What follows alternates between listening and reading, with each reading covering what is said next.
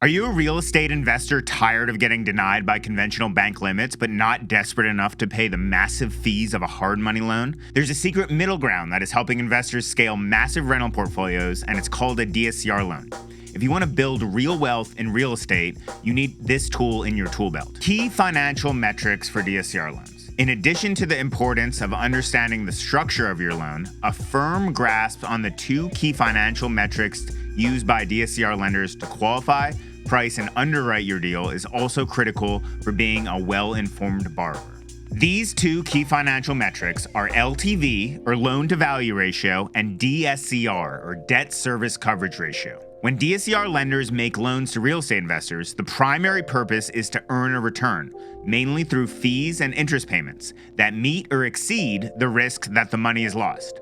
In the case of DSCR loans, the primary risk for the lender is not the risk that the borrower defaults and fails to pay back the loan. Since DSCR loans are secured loans with real estate as collateral, the primary risk for DSCR lenders is the risk that in case of a default, their capital is not paid back through the foreclosure remedy. For example, if a DSCR lender makes a $750,000 loan that is secured by a property worth $1 million and the borrower defaults, the lender doesn't lose money if they are able to take over ownership of the subject property through foreclosure and then sell that property for an amount greater than the amount they are owed.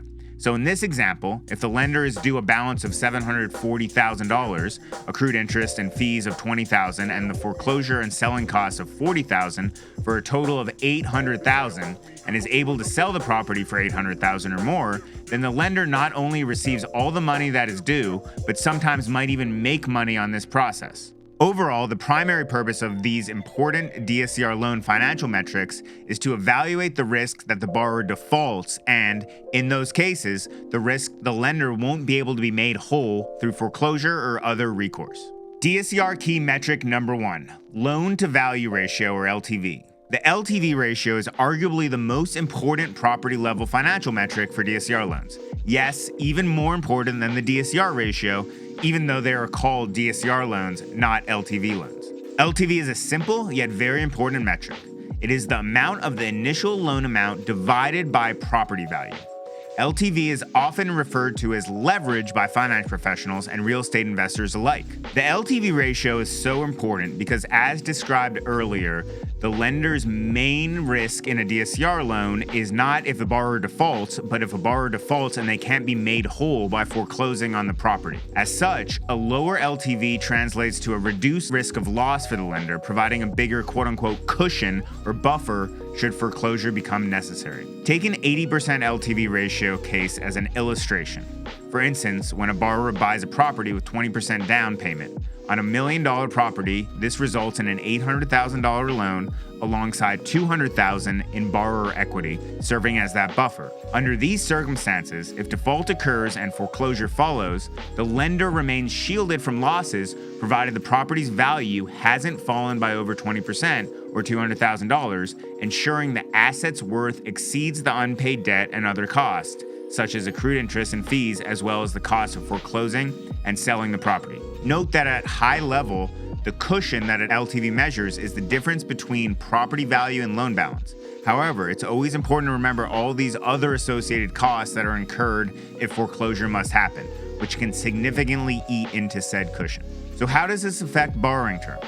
Simply, the lower the LTV, the better the terms are for you, the borrower, as it increases the cushion for the lender or note holder in case of declining value and a required foreclosure. In the earlier example, the value of the property would have had to decrease by over 20% for the lender to lose money, an unlikely but plausible scenario. However, if the LTV had been 60%, meaning a $600,000 loan on a $1 million property, the value would have had to decrease by an enormous 40% or $400,000 for the lender to be in a loss position, much less likely. Thus, the lender can offer better terms like a lower rate on 60% LTV DSCR loans, as this lower leverage level indicates a much smaller risk of the lender not being able to be made whole in case of foreclosure, since this so-called cushion is much higher. Time for an FAQ break. What is the maximum LTV or loan amount available with a DSCR loan? Generally, the maximum DSCR loan LTV is 80%, with a small number of lenders offering 85% LTV DSCR loans, but only in rare cases. DSCR loans secured by a single property typically have a maximum loan amount of $3.5 million, but some more conservative lenders will have lower maximums, such as $2 million or 2.5. By the way, if you want to find out what maximum LTV you qualify for, check out the link in our description to access our 10-minute web application for a DSCR loan. Key metric number 2, debt service coverage ratio, or DSCR. DSCR stands for debt service coverage ratio, which is a simple financial metric.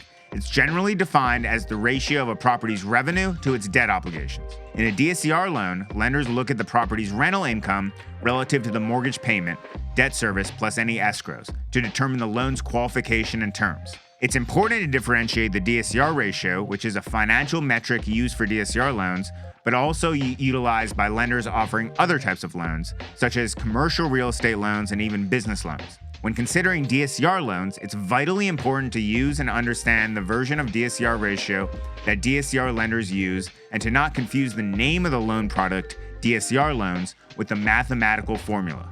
The formula used to compute DSCR ratio varies among different loan types and is calculated differently by business lenders, commercial real estate lenders, and DSCR lenders. Of particular importance, the DSCR formula utilized by DSCR lenders is different from the DSCR formula utilized by CRE lenders. This has been a large source of confusion among borrowers and real estate industry professionals alike. How is the DSCR ratio calculated for DSCR loans? DSCR lenders calculate DSCR ratio with the following formula. DSCR equals rental revenue divided by PITIA, or principal plus interest plus tax plus insurance plus association dues. The numerator in the DSCR formula is the rental revenue of the property, meaning the expected rents the property will generate on a monthly basis. This revenue is generally based on what the lender expects the property to earn per month for the upcoming year after the loan is closed, and can be based on a long-term lease agreement, expected short-term rental payments, or even projected market rents on a vacant property. While some sources will use the term income for the numerator, revenue is a better fit here, as personal income or earnings from other sources besides rent are not included in this number for DSCR loans. The denominator in the DSCR formula is what is generally referred to as PITIA, which stands for the sum of monthly principal, interest, taxes, insurance, and association dues. Principal represents the amount of the loan balance paid back each month, while interest represents the interest payment that's due. Most DSCR loans are fully amortizing, meaning the monthly payment of principal and interest is fixed for the entire term, although the portion that is principal and the portion that is interest can vary. The taxes in PITIA represent monthly property taxes that are often collected by the lender to make sure property taxes are paid in full whenever due. The insurance in PITIA represents monthly property insurance that is also often collected by the lender to ensure the property is fully insured. Finally, association dues represent any HOA dues monthly. Additionally, if there are any special assessments from the county that are not fully paid off at closing and expected to continue in the following year, these amounts would typically be included by the DSCR lender into the formula as well. Here's another commonly asked question on this topic. How do I calculate the DSCR ratio for my property? When qualifying for a DSCR loan, the DSCR ratio is calculated by dividing the expected PITIA payment, mortgage payment, plus property taxes and insurance, as well as any HOA dues if applicable, by the property's expected rental income. It is important to note that DSCR loans do not include any other expenses in this formula, and DSCR ratio for DSCR loans is calculated differently than for commercial real estate loans, which typically use the formula NOI divided by debt service payment. When expected rental income and monthly PITIA are equal, the DSCR is 1.0x, indicating a break-even scenario. That means the property generates just enough revenue to cover its PITIA payments, no more, no less. Most investors aim for a DSCR above 1, which means the property brings in more rents than its monthly payment, and in real estate parlance, it cash flows. For example, if rental income is $2,000 per month and the PITIA is $1,600 per month, then a DSCR lender would calculate the DSCR as 1.25x. A DSCR of 1.25 means the property earns 25% more than is needed to cover the loan. On the flip side, a DSCR below 1 signals negative cash flow. For example, if rental income is $1,600 per month and the PITIA is $2,000 per month, Then a DSCR lender would calculate the DSCR as 0.80x. A DSCR of 0.8 means the property is covering only 80% of the PITIA payment with rental income.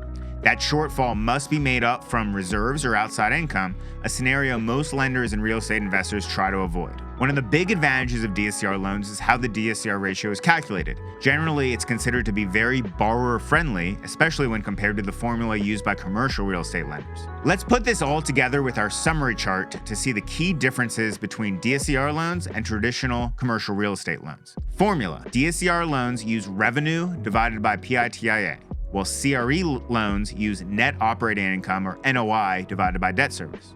What the numerator includes: DSCR loans include total monthly rent or market rent, while commercial real estate loans use income minus all operating expenses. What the numerator excludes: DSCR loans exclude expenses such as repairs and maintenance, management, utilities, and so on. Commercial real estate loans exclude nothing. All expenses are typically deducted from revenue. What the denominator includes: DSCR loans use PITIA, principal plus interest plus taxes plus insurance plus HOA. Commercial real estate loans use principal plus interest. No taxes or insurance. Those are included in the numerator. Property type: DSCR loans are for 1 to 4 unit residential investment properties typically, and sometimes offered for multifamily or small mixed use. Commercial real estate loans are for commercial real estate, multifamily with 11 or more units, and businesses. Does the DSCR appear higher on paper? For DSCR loans, yes, because fewer expenses are included. For commercial real estate loans, no, because NOI reduces the numerator. Time for one last FAQ break. How is the DSCR calculated on a DSCR loan with interest-only payments? The DSCR is still calculated the same way, monthly rent divided by PITIA.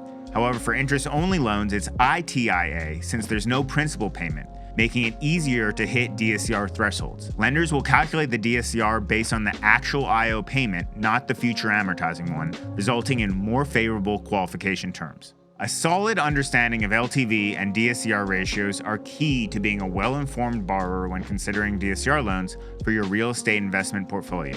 These two metrics are two of the three, along with qualifying credit score, most important numbers when it comes to qualifying for a DSCR loan and determining how favorable the interest rate and other terms are. And there you have it. While they are an amazing tool, every real estate journey has its hurdles. If you want to learn how to navigate DSCR loans like a pro, head over to harpooncapital.com and fill out our Contact Us form. When you do, we'll send you over our completely free ebook, 10 Obstacles for DSCR Loans and How to Overcome Them. And don't forget to like this video, subscribe to our channel, and check the description for all the links we mentioned today. Happy investing, and we'll see you in the next video.